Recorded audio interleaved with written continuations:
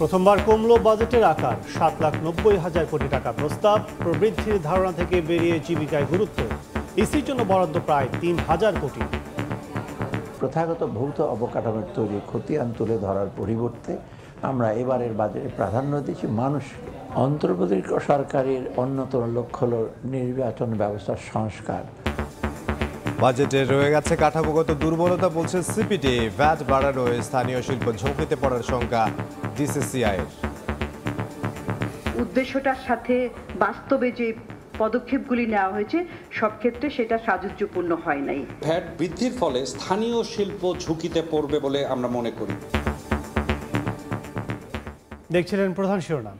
রাতের সময়ের সঙ্গে আছি আমি কাজল আব্দুল্লাহ এবং আমি ইমদাদুল হক। এবার অন্যান্য শীর্ষ সংবাদ। ডিসেম্বরে নির্বাচন চায় বেশিরভাগ দল, দাবি সালাউদ্দিনের। এপ্রিলের মধ্যে ভোটের পক্ষে জামায়াত। ইসিতে আস্থা নেই এনসিপির। দ্রুতই জুলাই সনদে আসা প্রধান উপদেষ্টার।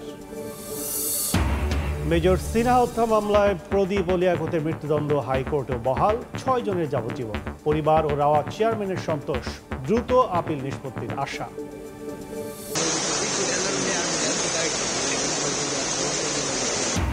কুশিয়ারার বাঁধ ভেঙে হু হু করে ঢুকছে পানি, প্লাবিত জকিগঞ্জের শহর ও নিম্নাঞ্চল। ডুবেছে মৌলভীবাজার ও ব্রাহ্মণবাড়িয়ার নিচু এলাকা। কুড়িগ্রামে চরাঞ্চলে তলিয়েছে ফসল। এবং দরদাম আর হাঁক ডাকে সরগরম কোরবানির পশুর হাট। বড় গরু নিয়ে বিপাকে ব্যাপারী, মাঝারি আকারের চাহিদায় বেশি। জাল নোট শনাক্তে তৎপরতা।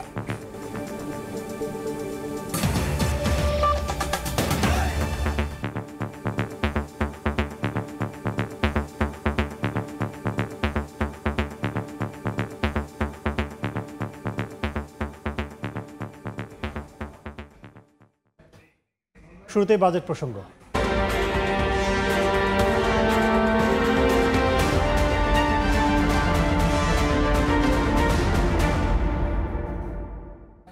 প্রথাগত অবকাঠামো উন্নয়ন নয়, বরং মানুষকে প্রাধান্য দিয়ে ঘোষণা করা হয়েছে প্রস্তাবিত বাজেট, যেখানে শিক্ষা, স্বাস্থ্য, সুশাসন, নাগরিক সুবিধা ও কর্মসংস্থানের উপর বিশেষ জোর দিয়েছেন অর্থ উপদেষ্টা। তবে মূল্যস্ফীতি নিয়ন্ত্রণে রাখতে আগের চেয়ে 7,000 কোটি টাকা কমিয়ে বাজেটের আকার ধরা হয়েছে 7,90,000 কোটি টাকা, যেখানে নির্বাচন কমিশনের জন্য বরাদ্দ রাখা হয়েছে প্রায় 3,000 কোটি। ব্যয়ের বিপরীতে রাজস্ব আদায়ের লক্ষ্যমাত্রা 5,64,000 কোটি টাকা। ইয়ানুর সিফাতের রিপোর্ট।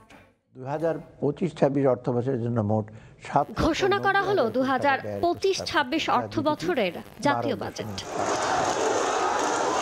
জুলাই গণঅভ্যুত্থানে বিগত সরকার পতনের পর নতুন সময়ের নতুন বাজেট।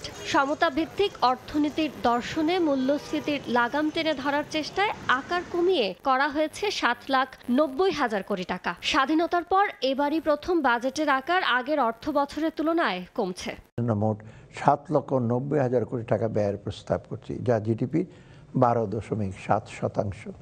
এর মধ্যে পরিচালন সহ অন্যান্য খাতে মোট 5,60,000 কোটি টাকা এবং বার্ষিক উন্নয়ন কর্মসূচিতে 2,30,000। বিনিয়োগ স্থবিরতা, কর্মসংস্থান সংকট, রাজস্ব আদায় ঘাটতিতে অর্থনীতি এখনো নানা অনিশ্চয়তায় ঘেরা। এর মাঝেই আগামী বছরের নভেম্বরে এলডিসি থেকে উত্তরণ ঘটবে বাংলাদেশের। এমন প্রেক্ষাপটে এবারের বাজেটে টেকসই প্রবৃদ্ধি অর্জনের পাশাপাশি মূল্যস্ফীতি নিয়ন্ত্রণে রাখার বার্তা দেন অর্থ উপদেষ্টা। মধ্যমেয়াদী অর্থনীতির গতি পুনরুদ্ধারের লক্ষ্যে কর জিডিপি অনুপাত বৃদ্ধির কোনো বিকল্প নেই। অথচ তুলনীয় অনেক দেশের চাইতে বাংলাদেশের কর জিডিপি অনুপাত উল্লেখযোগ্য পরিমাণে কম।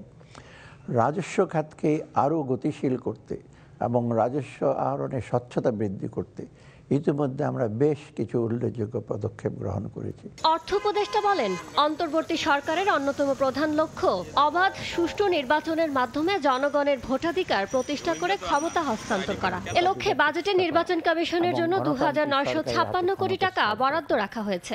গত 1.5 দশকে দেশের নির্বাচন ব্যবস্থা পুরোপুরি ভেঙে ফেলা হয়েছে।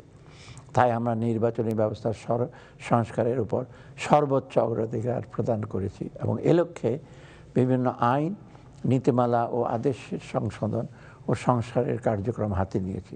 বাজেটে মোট ব্যয়ের বিপরীতে রাজস্ব বোর্ড যোগান দিবে 4,99,000 কোটি টাকা, আর ঘাটতি পূরণে অভ্যন্তরীণ উৎস থেকে নেওয়া হবে 1,25,000 কোটি টাকা ও বিদেশি উৎস থেকে 1,01,000 কোটি টাকা।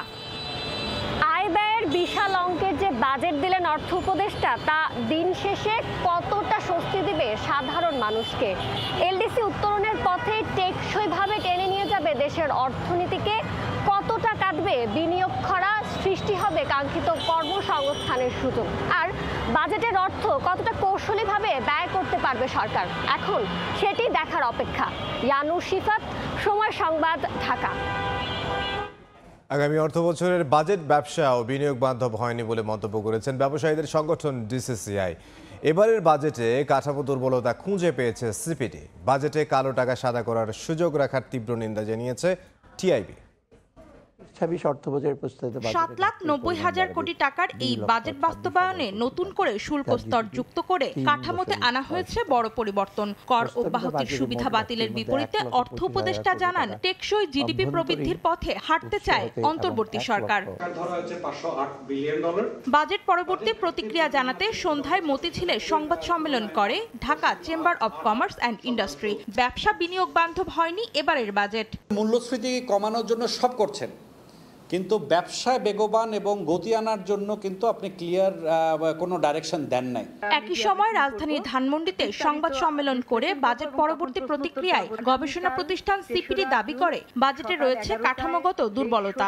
মূল বিষয়টা যে দর্শন বাজেটের, যে এখানে বৈষম্যবিহীন এর কথা, সমাজের কথা বলা হয়েছে, সেইটার প্রেক্ষিতে সেটা উদ্দেশ্যটার সাথে বাস্তবে যে পদক্ষেপগুলি নেওয়া হয়েছে সব ক্ষেত্রে সেটা সাযুজ্যপূর্ণ হয় নাই। বাজেট প্রতিক্রিয়ায় কালো টাকা সাদা করার সিদ্ধান্তে তীব্র নিন্দা জানিয়েছে টিআইবি। বিবৃতিতে বলা হয়, সংস্কারের মূল উদ্দেশ্যের বিপরীতে চলছে অন্তর্বর্তী সরকার। অন্তরা সেন, সময় সংবাদ, ঢাকা। দর্শক, বাজেট নিয়ে আলোচনায় আমাদের সঙ্গে স্টুডিওতে আছেন কর বিশেষজ্ঞ স্নেহাশিস বড়ুয়া। জনাব স্নেহাশিস, আপনাকে স্বাগত জানাচ্ছি। আমরা একটু শুরুতেই জানতে চাই, সেটি হচ্ছে যে জুলাই অভ্যুত্থানের পরে একটি বিশেষ বাজেট আমরা দেখলাম। সেটি হচ্ছে যে স্বাধীনতার পরে এই প্রথম বাজেট নিম্নমুখী অবস্থা, সেটি যদি বলি যে কমিয়ে বাজেট বরাদ্দ করা। সেক্ষেত্রে কি মনে করছেন এই আসন্ন যে অর্থ বছর আসছে তার বাজেট, প্রস্তাবিত বাজেটটি নিয়ে? প্রথমে ধন্যবাদ আপনাকে আমাকে এই স্টুডিওতে আমন্ত্রণ জানানোর জন্য। তো আসলে আপনারা নিশ্চয়ই দেখেছেন যে বাজেট যেখানে কমানো হয়েছে সেটা মোস্টলি হচ্ছে ডেভেলপমেন্ট এক্সপেন্ডিচার। তো স্বাভাবিক, যেহেতু একটা অন্তর্বর্তীকালীন সরকার আছেন, তারা যে প্রায়োরিটিস, গভর্নমেন্ট যে প্রায়োরিটিসগুলো আছে, ডেভেলপমেন্ট প্রজেক্ট কোনটা সবচেয়ে বেশি দরকার সেখানেই তারা হয়তো বেশি গুরুত্ব দিচ্ছেন। আননেসেসারি প্রজেক্টস যদি তার না লাগে, তো সেক্ষেত্রে আপনার ডেভেলপমেন্ট এক্সপেন্ডিচারের বাজেট কমতেও পারে। তো এক্ষেত্রে বাজেটের আকার কমলে যে অনেক কিছু কমে যাচ্ছে তা না। আমাদের আসলে সবচেয়ে বড় যে দরকার সেটা হচ্ছে আমাদের একটা সাস্টেনেবল ডেভেলপমেন্টটা, যে আমার যদি রাজস্ব আহরণটা যদি ঠিকভাবে, ঠিক মাত্রায় যদি আমরা আহরণ করতে না পারি, তাহলে দিন দিন যে আমাদের ঋণের উপরে যে বোঝাটা, এটা যে দিন দিন চাপছে এবং সেটা যে একটা অস্বস্তির পর্যায়ে নিয়ে যাচ্ছে, সেটাই কিন্তু আমরা দেখতে পাচ্ছি। সো আমাদের এখানে মেইন চ্যালেঞ্জটা হচ্ছে আসলে আপনার রাজস্ব আহরণ ঠিকমতো আদায় করা এবং যে আমার যে খরচটা আছে সে খরচটা আসলে যৌক্তিকভাবে ব্যয় করা। সেক্ষেত্রে যদি বলেন যে এবছর আমরা দেখছি চলতি অর্থ বছর 5,18,000 সবশেষ সংশোধনের এনবিআর এর যে রাজস্ব আয়ের যে লক্ষ্য সেটি ছিল। এবছর যেটি আমরা করলাম আসন্ন বাজেটের জন্য সেটি হচ্ছে 5,64,000 কোটি টাকা সব মিলিয়ে, আর এনবিআর এর জন্য 4,99,000 কোটি টাকা। কতটুকু যৌক্তিক, বাস্তবসম্মত এবং আদায়যোগ্য কি মনে করেন? এখানে আসলে দেখুন, মানে বর্তমান বাস্তবতার প্রেক্ষিতে গত 10 মাসে যে আমাদের কালেকশনসটা হয়েছে, এটা কিন্তু মানে খুব বেশি আশাপ্রদ নয়। মানে আপনার প্রায় 71,000 কোটি টাকার মতো শর্টফল আছে 10 মাসে। সো বাকি 2 মাসে যে পরিমাণ শর্টফলটা হবে, তো যদি আপনি যদি রিয়েল টার্গেট যদি চিন্তা করেন, তাহলে আমি মনে করি এটা খুবই চ্যালেঞ্জিং। কারণ সবচেয়ে বড় যে জায়গা আছে, যে আমাদের, আপনারা সবাই জানেন যে আমাদের যে কর জাল সেটা কিন্তু বিস্তৃত নয়। মানে আমাদের হয়তো ট্যাক্স অনেকেই দেন, কিন্তু সবাই তো ট্যাক্স রিটার্ন ফাইল করেন না। ভিএটি হয়তো আমরা অনেকেই দিই, যে পরিমাণ ভিএটি আমরা দিই সম্পূর্ণ টাকাটা হয়তো সরকারি কোষাগারে আসে না। সো যদি আমাদের কর জাল সম্প্রসারণ করা না যায় এবং যৌক্তিক কর যদি আহরণ করা না যায়, তাহলে আমরা যে চ্যালেঞ্জটা সামনে দেখছি, যে রাজস্ব আহরণের যে টার্গেটটা দিয়েছে, এটা আসলেই খুব চ্যালেঞ্জিং হবে বলে আমি ব্যক্তিগতভাবে মনে করি। বর্তমান সরকারের কাছে অনেকে আশা ছিল যে কর নেটটা বাড়বে এবং বলেছে যে আয়ের সীমা, যেটা করমুক্ত আয়ের সীমা, সেটিও বাড়বে, কিন্তু সেটি অপরিহিত আছে। কি মনে করছেন যে আগামীতে অনেক পণ্যের আমরা দেখলাম যে ভ্যাট কমেছে, সেক্ষেত্রে জনবান্ধব করে এই বাজেট বাস্তবায়ন এবং রাজস্ব আদায় কতটা সরকারের কৌশলী হতে হবে? আসলে দেখুন, মানে এটা অনেকটা মানে নুন আনতে পান্তা ফুরাইয়ের মতো একটা অবস্থা। কারণ আপনার যেখানে বেস খুব ছোট, ওখানে যদি আপনি খুব যদি সহনশীল ওয়েতে যদি কাজ করতে চান, তাহলে তো আপনার ইরোশন হওয়ার মানে সম্ভাবনা অনেক বেশি। তো এই জন্য আমরা যখন দেখি যে বিশেষ করে আমরা যদি ব্যক্তিগত কর হার যদি দেখি, মানে ব্যক্তি শ্রেণীর করদাতা দেখি, তাদের অনেকেই আমাকে ফোন করেছেন গত 2-3 দিন ধরে, যেহেতু পেপারে অনেক কিছু ইনফরমেশন আসছে। তো আপনারা নিশ্চয়ই দেখেছেন এখন যে কর হারটা দেওয়া হয়েছে সেটা হচ্ছে আগামী বছর মানে 1 জুলাই থেকে যে উপার্জনটা হবে এবং তার পরবর্তী বছরের জন্য 2 বছরের রেট কিন্তু দেওয়া হয়েছে। তো সবার কাছে একটাই আশা ছিল যে বর্তমান অন্তর্বর্তীকালীন সরকার অ্যাটলিস্ট যে গত 1.5-2 বছর ধরে ইনফ্লেশনটা আছে, সামনে আসলে ইনফ্লেশনটা কন্ট্রোল হবে কিনা এটা কিন্তু কারো কাছে কিন্তু সম্যক ধারণা কিন্তু এখন নাই। তো যে হারে আসলে আপনার সিলিংটা বাড়ানো হয়েছে এবং 5% একটা ট্যাক্স রেট ছিল সেটাকে উঠিয়ে নেওয়া হয়েছে, সো যার ফলে মধ্যম সারির যারা করদাতা আছেন তাদের আসলে করভার অনেক বেড়ে যেতে পারে। তো স্বাভাবিক, একদিকে ইনফ্লেশনের প্রেশার, আবার এদিক দিয়ে ট্যাক্সের প্রেশার, এটা আসলে মানুষকে স্কুইজ করে ফেলবে। সেই জন্য আমি মনে করি ব্যক্তি শ্রেণীর করদাতাটাই সবচেয়ে বেশি। তো এটাকে কিভাবে প্রোগ্রেসিভ করা যেত এই বিষয়ে যদি একটু কাজ করা যেত তাহলে একটু সহনশীল হতে বলে আমি মনে করি। সেক্ষেত্রে ব্যবসা, অর্থনৈতিক, কর্মসংস্থান সবকিছু মিলে কি মনে করছেন? বিভিন্ন আমরা দেখছি নারী উদ্যোক্তাদের জন্য 125 কোটি টাকা তহবিল গঠন হচ্ছে, 10,000 নারী এবং প্রান্তিক উদ্যোক্তাকে 1,000 কোটি টাকা দেওয়া হবে এবং যুব উদ্যোক্তা, তরুণ উদ্যোক্তা আরও 200 কোটি টাকা বরাদ্দ। সব মিলে কর্মসংস্থান এর পাশাপাশি বিনিয়োগের ক্ষেত্রে কি মনে করছেন, কতটুকু পরিবেশ নিশ্চিত করা দরকার? আমরা আসলে যেটা আশা করেছিলাম, মানে সবাই তো বলেছে যে এটা একটা ট্রেডিশনাল বাজেটের মতোই, তো আমরা এবার আশা করেছিলাম যে যেহেতু আমাদের আনএমপ্লয়মেন্ট মানে আমাদের যে মানে কি বলবো মানে আপনার আনএমপ্লয়মেন্ট রেটটা এত হাই এখন, মানে প্রচুর সংখ্যক লোক কিন্তু আনএমপ্লয়েড আছে। তো এই বিপুল সংখ্যক লোককে যদি এমপ্লয়মেন্ট করতে হয়, সরকার তো আর জব ক্রিয়েশন করতে পারবে না, তাহলে এটা করতে পারবে একমাত্র প্রাইভেট সেক্টর। তো প্রাইভেট সেক্টরের জন্য যে সমস্ত বিধানগুলো আনা হয়েছে, ইনকাম ট্যাক্স বা ভিএটিতে যদি আপনি যান, তাহলে আমরা খুব বেশি এরকম অ্যাট্রাকটিভ কোনো জিনিস আমরা কিন্তু পাচ্ছি না। শুধু কাস্টম ডিউটিতে আমরা দেখেছি যে কিছু র্যাশনালাইজেশনসের কাজ করা হয়েছে। তো এক্ষেত্রে আমি মনে করি যে এই বাজেটে সরকারের সবচেয়ে বড় টার্গেট হচ্ছে এমপ্লয়মেন্ট জেনারেশন করা। সেক্ষেত্রে আপনি যেটা বলছেন নারী উদ্যোক্তা বা নতুন মানে ব্যবসা পরিবেশ তৈরি করা, এখানে অবশ্যই জোর দিতে হবে। সবচেয়ে দেখতে হবে যে আমাদের কোন বিজনেসগুলো ইভলভিং, মানে নতুন বিজনেসগুলো আসছে, ওই বিজনেসগুলোতে কী ধরনের আপনার স্কিল সেট দরকার হয়, মানে কী ধরনের আপনার স্কিলস ওই বিজনেসগুলোকে ইন্টিগ্রেট করা যায়। কারণ আপনি দেখেছেন এখন শিক্ষিত বেকারের সংখ্যা অনেক বেশি, কিন্তু আপনি যদি দেখেন কারিগরি শিক্ষার যে জ্ঞানটা সেই ধরনের কিন্তু আমাদের কি কর্মশক্তি কিন্তু এই পরিমাণ নাই। সো আমি মনে করি কারিগরি শিক্ষার উপর জোর দিতে হবে, যাতে এই বাজেটারি অ্যালোকেশন যেটা আছে এটা শিল্পের সাথে একটা সমন্বয় করা যায়। নাহলে আমরা কিন্তু এমপ্লয়মেন্ট ক্রিয়েট করলেও রাইট এমপ্লয়মেন্ট কিন্তু আমরা কি দিতে পারবো না। ব্যাংকিং খাতে একটি চাপে পড়বে, বরাবরই অতীতেও অনেক অর্থ বছরে আমরা সেভাবে আলোচনা করতে দেখেছি অর্থনীতিবিদদের, সংশ্লিষ্ট স্টেক হোল্ডারদের, এবং আমরাও সেভাবে রিপোর্ট করেছি যে সেটি হচ্ছে ব্যাংক খাত থেকে যতটা কম ঋণ নেওয়া যায় ঘাটতি বাজেট পূরণে এবং কর নেটটা বাড়ানো যায়। কিন্তু এবারও আমরা দেখছি যে ব্যাংকে সেভাবেই ঋণ নেওয়া হচ্ছে। আমরা দেখছি যে ঘাটতি বাজেট মেটাতে প্রায় ব্যাংক থেকে অভ্যন্তরীণ খাত থেকে 1,25,000 কোটি টাকা নেওয়া হবে। সেক্ষেত্রে বিনিয়োগে বাধাগ্রস্ত হবে কিনা কি মনে করছেন? এখানে দেখুন, মানে এটা একটা আমি বলবো যে it's kind of A zigzag puzzle. কারণ আপনি দেখেন আপনার অ্যাভেলেবল ডিপোজিটস কত, মানে আমার যে ব্যাংকগুলো আছে তারা কার কাছ থেকে ডিপোজিট নেবে? সাধারণ জনগণ থেকে ডিপোজিট নেবে, বিদেশ থেকে রেমিটেন্স আসবে, ওই ডিপোজিটটা তারা রিটেইন করবে। তো এই ক্ষেত্রে এই ডিপোজিটটা ব্যাংকের জন্য কিন্তু কি তার ইনভেস্টমেন্টস হিসেবে থাকবে, মানে ব্যাংক সেটা ইনভেস্ট করবে বিভিন্ন আপনার যারা এমপ্লয়ার আছে বা কোম্পানি আছে তাদের লোনের মাধ্যমে ইনভেস্টমেন্ট করবে। তো তাহলে যখন ব্যাংক লোন দিতে যাবে তখন সে কাকে বেছে নিবে? যখন দেখবে যে না সরকারের হাতে, যদি সরকারকে যদি আমি যদি কি টাকাটা দিই, ট্রেজারি বিল বন্ড কিনে যদি আমি কি এটা করতে পারি, তাহলে আমার তো 12% যদি পাই তাহলে একদম সিকিউরড ওয়েতে আমি কি ইনভেস্টমেন্টটা হয়।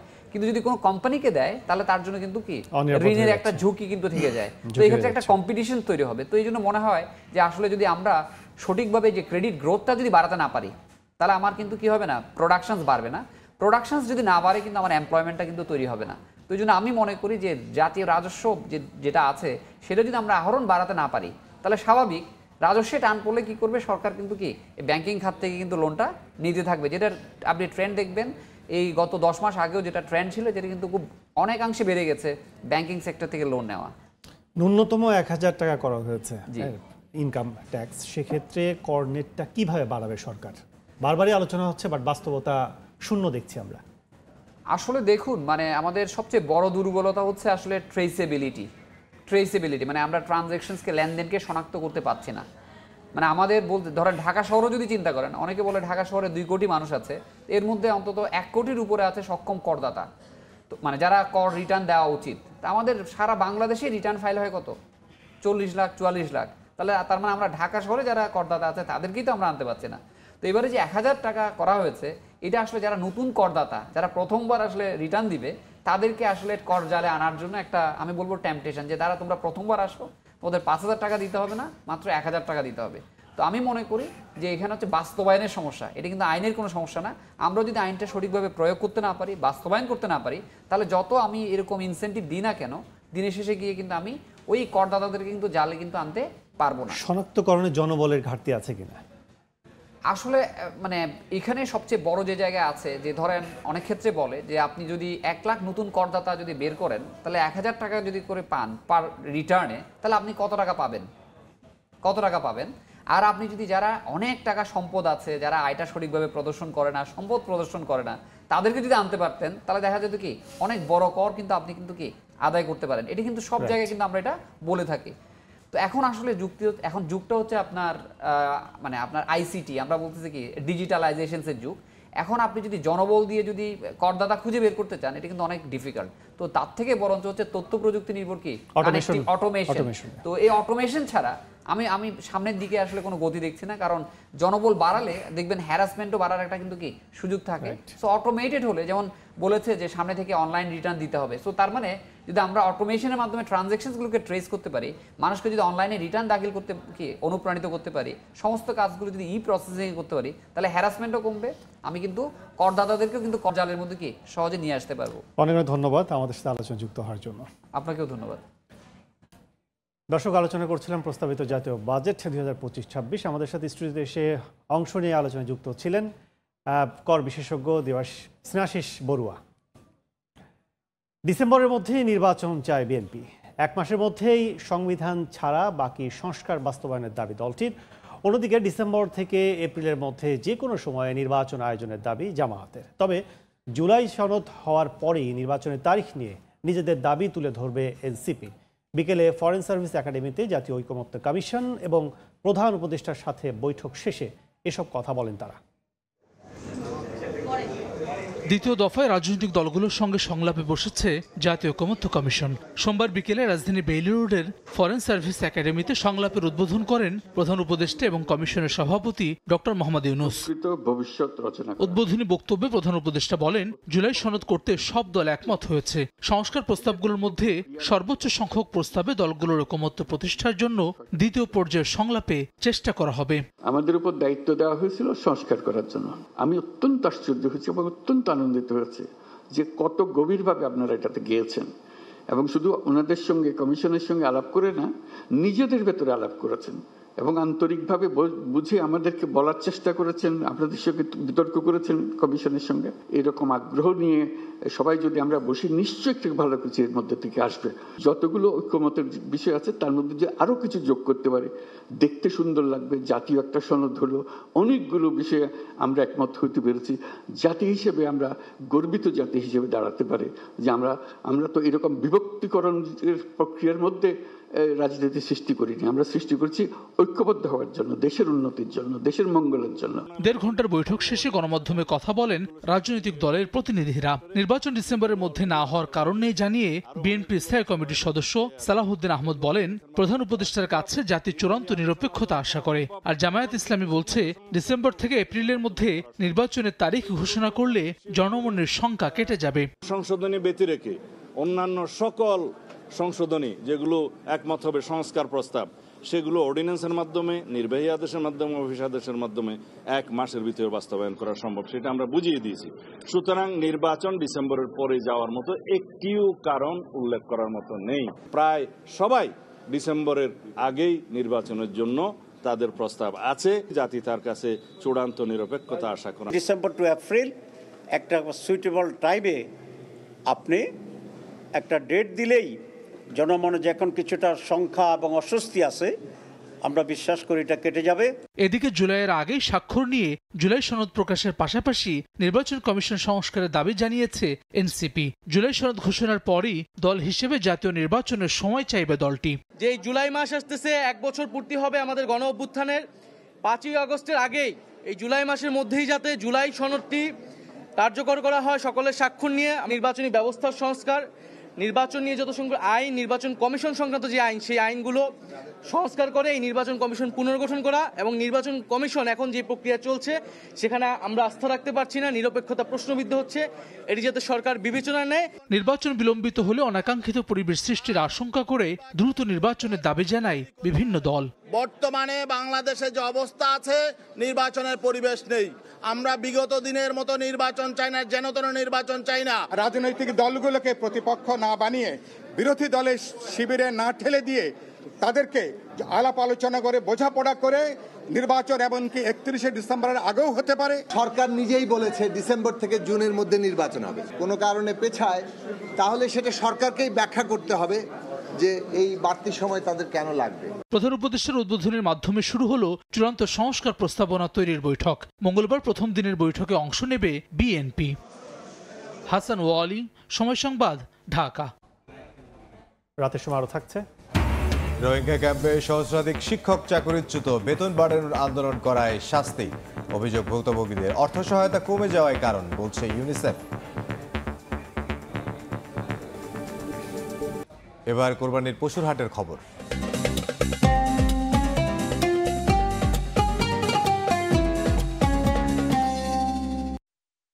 কোরবানির ঈদের জন্য পালন করা বড় আকারের গরু নিয়ে বিপাকে পড়েছেন খামারি ও ব্যাপারীরা। তারা বলছেন গাবতলী হাটে পশুর পর্যাপ্ত আমদানি থাকলেও বেচাকেনা খুবই কম। আর ক্রেতারা বলছেন অন্যবারের চেয়ে এবার গরুর দাম বেশি। বিস্তারিত শাহিন আলমের রিপোর্টে। শখের গরুর নাম লাল মাস্তান। কোরবানির ঈদের জন্য পালন করা বিশাল আকারের এই গরু নিয়ে গাবতলী হাটে এসেছেন মালিক শেফালি আক্তার। দাম হাঁকছেন 20 লাখ টাকা, কিন্তু মিলছে না ক্রেতা। আমি 20 লক্ষ টাকা দাম চেয়েছি, তার মধ্যে আমি আরো দামাদামি কম করে আমি তাকে বিক্রি করে দেব। ঈদের বাকি মাত্র কয়েকদিন, পশুতে যেমন ভরে উঠেছে হাট, তেমনি বাড়ছে ক্রেতা সমাগম। তবে এই বেচা কিনা নিয়ে সন্তুষ্ট নয় খামারি ও ব্যাপারীরা। এখন যদি কেউ গরু কিনে তাহলে সে লাভবান হবে, কারণ এখন সস্তা মাংস। যদি আপনি মনে করেন 28,000 30,000 টাকা মন হয়, যে সেই অনুপাতে যে আপনার লাইভ ওয়েটে যদি 45 মন একটা গরুর মাংস থাকে, তাতে আপনার 30 মন প্লাস সেই গরুটার মাংস হবে। সেই দামও পাচ্ছি না। ভালো দাম না পাওয়ায় বা ক্রেতা না পাওয়ায় এই গাবতলীর হাটে নিয়ে আসছি আর কি। ক্রেতারা বলছে এবছর গরুর দাম তুলনামূলক বেশি। দাম তো এখন একটু বাড়তেই চাচ্ছে আমার কাছে মনে হচ্ছে। দাম ধরে বসে রয়েছে, তো এই দামে তো কেনা যাবে না। হাটে পর্যাপ্ত নিরাপত্তা ব্যবস্থা নেওয়া হয়েছে বলে জানিয়েছে কর্তৃপক্ষ।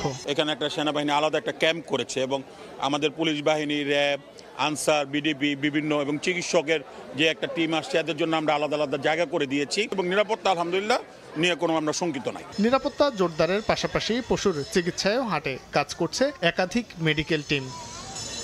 শাহিন আলম, সময় সংবাদ, ঢাকা। আলোচিত মেজর সিনহা হত্যা মামলায় ওসি প্রদীপ ও পরিদর্শক লিয়াকতের মৃত্যুদণ্ড বহাল রেখেছেন হাইকোর্ট। যাবজ্জীবন সাজা বহাল রাখা হয়েছে 6 জনেরই। রায়ে সন্তুষ্টি জানিয়ে সিনহার বোন বলেন স্বস্তি মিলবে কার্যকর হলে। সন্তুষ্ট সাবেক সেনা কর্মকর্তারাও। অ্যাটর্নি জেনারেল বলেছেন সিনহা জীবন দিয়ে প্রদীপ ও লিয়াকতের হাত থেকে বহু প্রাণ রক্ষা করে গেছেন। আপিল বিভাগেও মামলাটি দ্রুত নিষ্পত্তির উদ্যোগ নেওয়া হবে বলেও জানান তিনি। নৈসর্গিক সৌন্দর্যের খোঁজে ক্যামেরা হাতে বের হওয়ায় মানুষটি এখন সহস্র তথ্যচিত্রের প্রেক্ষাপট। 6 বছর আগে এক রাতে পরপর 4টি গুলি করে গলায় পাড়া দিয়ে মেজর সিনহার মৃত্যু নিশ্চিত করেন কয়েকজন পুলিশ সদস্য। প্রথমে তাকে 2টি গুলি করা হয়েছে, একটু এগিয়ে যে আরও 2টি গুলি করা হয়েছে। প্রদীপ এসে তার নলির উপরে বুটের আঘাতে মৃত্যু নিশ্চিত করেছে। আলোচিত এই মামলায় ওসি প্রদীপ কুমার দাস, পরিদর্শক লিয়াকত আলীর মৃত্যুদণ্ড এবং 6 জনের যাবজ্জীবন সাজা দিয়েছিলেন বিচারিক আদালত। সে রায় সোমবার বহাল রাখেন উচ্চ আদালত। রায়ে সন্তুষ্ট সিনহার পরিবার। বোন বলছেন স্বস্তি মিলবে কার্যকর হলে। যদি একই রায় থাকে এবং রায়টা কার্যকর হয়, সেদিনে আমরা বলবো আসলে আমরা চূড়ান্তভাবে সন্তুষ্ট। রায়ে ন্যায় বিচারের প্রতিফলন হয়েছে বলে মনে করেন অবসরপ্রাপ্ত সেনা কর্মকর্তারাও। এনটিএমসির ভিতরে সমস্ত রেকর্ডগুলো আছে, ওই রেকর্ড পেলে আইজিপি, তৎকালীন আইজিপি বাইজিদ সাহেব, এসপি সাহেব, আব্দুল্লাহ সাহেব, ওনাদের সমস্ত লিঙ্কগুলো পরিষ্কারভাবে বের হয়ে আসবে। আমরা আশা করি দ্রুততম সময়ে এই রায় কার্যকরী হবে। 2020 সালের 31শে জুলাই টেকনাফের শামলাপুর চেকপোস্টে পুলিশের গুলিতে নিহত হন মেজর সিনহা। আফজাল হোসেন, সময় সংবাদ, ঢাকা। রাতের সময় আরো থাকছে। হাইকোর্টেও বিফল ফারুক আহমেদ। বিসিবি সভাপতির পদ থেকে অপসারণের বৈধতা চ্যালেঞ্জ করে রিটে আদেশ দেননি উচ্চ আদালত, বাদ পড়ল কার্যতালিকা থেকেও। লোকালয়ে ঢুকছে বানের জল, ডুবছে একের পর এক গ্রাম। কুশিয়ারার বাঁধ ভেঙে প্লাবিত জকিগঞ্জ উপজেলা শহর ও নিম্নাঞ্চল। মৌলভীবাজারে পানিবন্দী মানুষের দিন কাটছে অর্থাহার অনাহারে। উজানের ঢলে ব্রাহ্মণবাড়িয়ার শুধু 19টি গ্রামই ডোবেনি, পানির নিচে স্থলবন্দর সড়ক ও ইমিগ্রেশন ভবনও এলাকাও। তিস্তার পানি বেড়ে কুড়িগ্রামও তলিয়েছে ঘর বাড়ি ও ফসলি জমি। পাহাড়ি ঢলে কুশিয়ারা নদীর বাঁধ ভেঙে লোকালয়ে ঢুকছে পানি, অসহায় দিন কাটছে বানভাসীদের। সিলেটের জকিগঞ্জে রাস্তাঘাট বাড়িঘরে এখন পানিতে টইটুম্বর। এই অবস্থায় বাধ্য হয়ে প্রয়োজনীয় জিনিসপত্র নিয়ে অনেকে আশ্রয় নেন নিরাপদ স্থানে। টেকসই ডাইক নির্মাণ না হওয়ার কারণে আমাদের এই এলাকা প্রতি বছর 2-3 বার ডুবে। মৌলভীবাজারের মনু ও ধোলাই নদীর পানি অস্বাভাবিকভাবে বেড়েই চলছে। ঘরবাড়ি তলিয়ে যাওয়ায় দুর্বিষহ জনজীবন। কয়েকদিন ধরে জ্বলছে না চুলা, দিন কাটছে অর্ধাহার অনাহারে। আমাদের অবস্থা খুব খারাপ, আমরা না খাওয়া না দাওয়া আমরা কিছু আমরা নাই।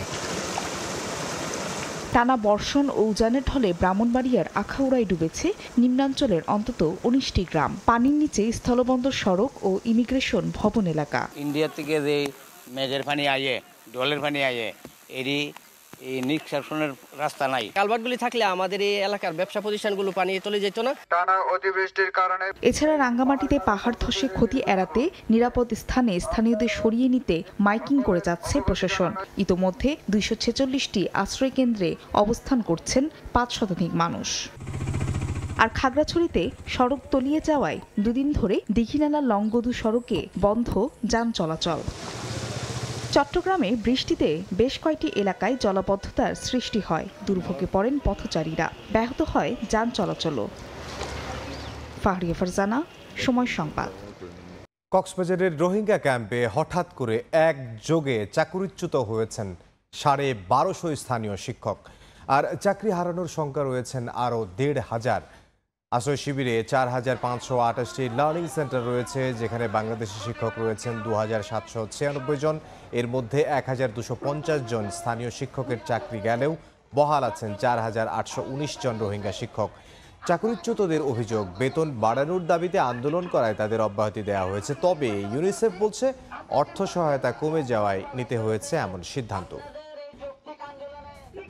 ইস্তাম্বুলের বৈঠকে ইউক্রেনের দেয়া পূর্ণ যুদ্ধবিরতির প্রস্তাব প্রত্যাখ্যান করেছে রাশিয়া। কোনো বড় অগ্রগতি ছাড়াই তুরস্কের ইস্তাম্বুলে রাশিয়া ইউক্রেন শান্তি আলোচনার দ্বিতীয় রাউন্ড শেষ হয়েছে। তবে বন্দি বিনিময় ও মানবিক বিষয়ে কিছু অগ্রগতি হয়েছে। উভয় দেশ গুরুতর আহত ও 25 বছরের নিচে থাকা যুদ্ধবন্দীদের বিনিময়ে সম্মত হয়েছে। এছাড়া উভয় পক্ষ 6000 করে নিহত সেনার মরদেহ ফেরত দিতে রাজি হয়েছে।